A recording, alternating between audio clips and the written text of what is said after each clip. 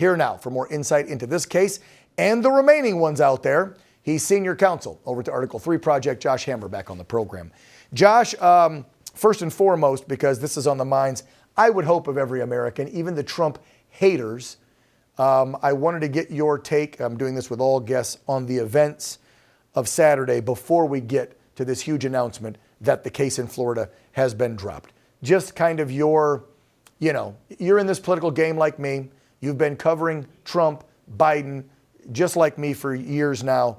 When you saw live, if you were watching, I was, what happened on Saturday, and then Trump's reaction, and then the reaction of the crowd, and then the reaction of, let's say, the mainstream media and other political leaders, just kind of go over briefly for a minute or so your whole feeling about the assassination attempt on 45. Yeah, Dan, you and I were talking off camera, and I think you and I agree with this, which is that my only main reaction was that and this is going to sound very morbid, actually, but I think it's nonetheless important to say it. My only surprise was that this didn't happen sooner. For literally 8-9 years now, they have been calling him Hitler, Mussolini, an authoritarian, a fascist, a unique threat, an unprecedented threat, a historical threat. Joe Biden literally a week ago said he's going to put a bullseye on his back. Dan, I'm old enough to remember back when Gabby Giffords was shot in Arizona in 2010, the people at CNN freaked out at Sarah Palin for endorsing some advertisement talking about targeting certain districts, which is a fairly normal word to use, by the way, when you actually go after a swing district. But at this point, honestly, what did they think was going to happen? You're droning on and on and on. The New Republic, the left-wing magazine, just this month had him transposed over Hitler using 1930s Germany-esque fonts saying American fascism. At some point, some deranged lunatic is going to actually believe you and take matters into his own hands. So it's disgusting. And thank God that he turned his head like an inch, because if he had turned it in the other direction, it would be game over. But I'm not surprised, Dan. I'm disgusted, by the way, at the fact that this happened, obviously. I mean, what a catastrophe for the U.S. Secret Service. But Agreed. I'm hardly surprised that it happened. My only surprise is that it took this long. I would agree with all that. All right, let's go to the case. I'd been saying for months and months, probably the entire almost year since the majority of these cases started dropping a year and a half ago, I didn't think that any of them were going to hold water. I really didn't. I thought the only one they'd get him on was New York, because they changed all the rules, and then they would try to fine him, which they did, and try to break him, which it didn't work, or now jail him, which that's been pushed back several days. So we don't even know what the sentencing is going to be on the New York case. But regardless of New York, the other cases, let's go through them. Florida, done. Judge Aileen Cannon did the right thing. Yeah, she 100% did. And, many of us have been saying this for a while now, Dan. We kind of just assumed that Jack Smith has the ability to prosecute cases because Merrick Garland just called him a special counsel. Well, in the past, you actually need a direct, explicit congressional authorization when you are going to name one individual to be a special counsel. Back in the day, the U.S. Congress had a specific statute enabling the old independent counsel. They let that expire after the Ken Starr investigations in the 1990s. Then when they brought the post-independent counsel special counsel, they never actually had a direct statute on the books. They've tried to kind of finagle it and do it willy-nilly here. But it's about time that someone said, you know what, enough is enough. You need to have a specific, explicit law on the books that will enable you to actually appoint this guy. The Constitution is very clear. It's actually the Appointments Clause of Article 2 of the Constitution. If you are a so-called principal officer of the United States, aka a cabinet official, that's advice and consent, whereby you are nominated by the president and confirmed by the Senate.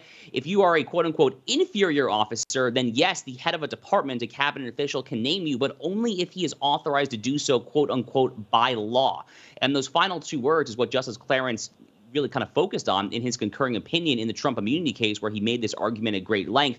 Judge Aileen Cannon here did the right thing. She parroted a lot of the arguments that Clarence Thomas made in that concurring opinion. And by the way, Dan, Judge Cannon, to her great credit, for the past year now, has been a slow, cautious, incremental judge. The media has torn her a new one. As you know, they're saying, oh, she's just stalling for Trump. She's a Trump sycophant there. She did the absolutely right thing here. And now the question, Dan, the real question here is, will Tanya Chutkan, the liberal district court judge in Trump's Washington, D.C. case, will she follow Judge Aileen Cannon's lead? Because if not, you're going to get a circuit split. That's going to go right back up to the U.S. Supreme Court if not. Which then just pushes that case back too. So, Yep. so Doc's case out, Chutkan will probably see the writing on the wall and either push that off on her schedule or whatever. We know what happened in New York, so we just have Georgia left. What's been happening down in Georgia? Good old Fani, is she getting removed? I mean, what in the hell's happening down there? Yeah, so it's totally on ice right now. That case is on the back burner. No one is doing anything until October because the Georgia Court of Appeals granted the Trump lawyers' request to have the Fani Willis dismissal argument heard at the appeals level. And until then, they said the trial court, you're not allowed to actually do anything in this case. So Scott McAfee, the trial court judge, his hands are quite literally tied until the appellate court in October starts hearing a series of hearings as to whether or not Fani Willis can stay on this case. So 0 chance anything happens there before November. But even more to the point, it's actually not just the Fani Willis situation. The Trump immunity situation has drastic effect on the Georgia case as well. It's not just the Washington, D.C. case that has massive ramifications there. I think most of the conduct that Fani Willis is talking about in that indictment, including the phone call to Brad Raffensperger on January 3rd, 2021, most of that conduct is likely immune under the Trump versus United States. So it's going to go away one way or the other. That's what I thought, because if you're president and you think that the election was fraudulent and you call another elected leader in another state and say, hey, look, they're telling me that we had 110,000 people that didn't live there and then 5,000 dead people. That's what he did in that phone call. He's saying they're telling me there's all this discrepancy and I only lost by, and that's the number where he was going. He was begging for you to change votes. No, he wasn't. He was saying, I only need 17,000, and here's 200,000 or 300,000. They're telling me he's fraudulent. You're telling me we can't find these legitimate votes? And if you're doing it in official capacity where you're saying, I think the election was fraudulent, that's the duty of the president. So how is he not immune? I think every case falls apart. The last one, though, will be, and I think the sentencing is coming in another, 11, 12 days. It was supposed to be July 11th for the New York case, but it got moved to late July, 26, 27, or is it? No, they punted all the way to September 18th. Oh, that's right. That's right. First they moved it to late July, then they punted it to September. So what do you think is going to happen there? After the assassination attempt, after the immunity, are they going to try and throw the book at him, or what do you think? Couple seconds left. Final word, Josh.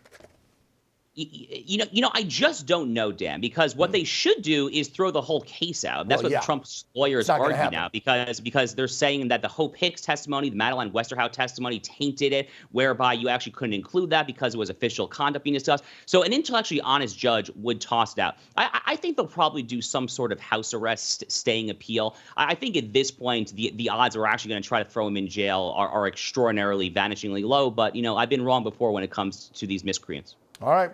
I'll agree with you. I said house arrest before, but then it'll get pushed back on appeal, and he'll finish out and win.